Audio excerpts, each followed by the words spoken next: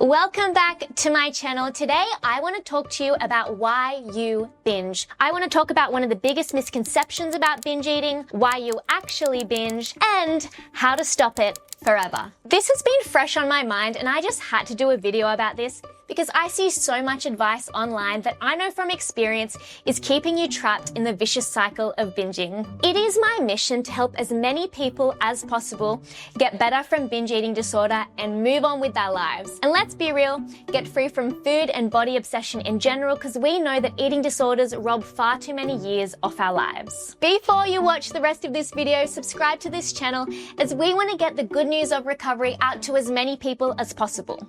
Okay, so people who have not had binge eating disorder before will tell you that your binges serve a purpose, meaning that you binge because you're fatigued or you're anxious or you're sad and you don't know how to cope with your emotions. This is a misconception. And here's where people get confused. Although negative emotions can make us more vulnerable to binge eating, we don't binge because of a negative emotion. If you believe that your binge urges serve a purpose, your brain will use this as an excuse to justify having a binge every time you have a negative emotion. When you believe this, it makes binge eating feel impossible to stop. Think about it this way. We overcome impulses and urges nearly every day of our life. For example, when you're in the traffic and you want to give another car the finger, or you disagree with your lecturer and you want to tell him or her exactly where to go, or you're in a boring conversation with someone and you're so tempted to check your phone. In those moments, part of you wants to act on the urge, but another part of you can think of the long-term consequences. Now that is your prefrontal cortex at work. That is your brain's ability to inhibit impulse. Now that should encourage you, the fact that you can already do this in so many areas of your life. And guess what? You can also do it in this area.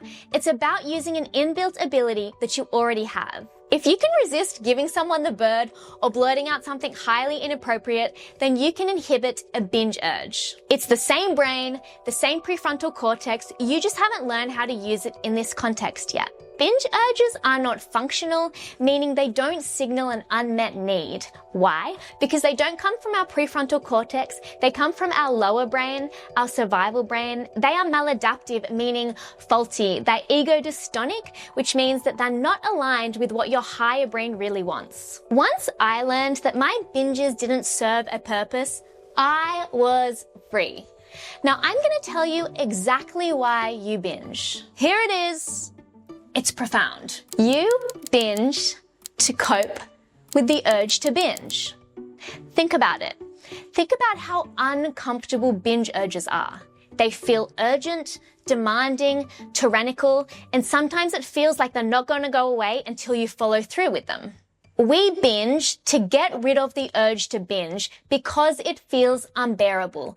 It's loud, it demands relief now, much the same way that destructive habits or addictions do. And this is why not panicking is essential.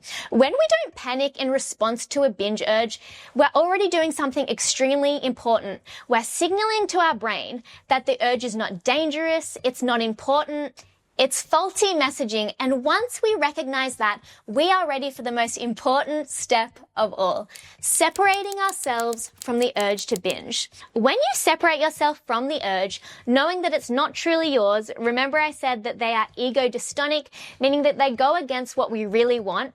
Not acting on the urge becomes easy, and often they go away quite quickly. If you would like to learn more about how to use your prefrontal cortex to stop binge eating for good, I will link an episode below where I break this down step by step.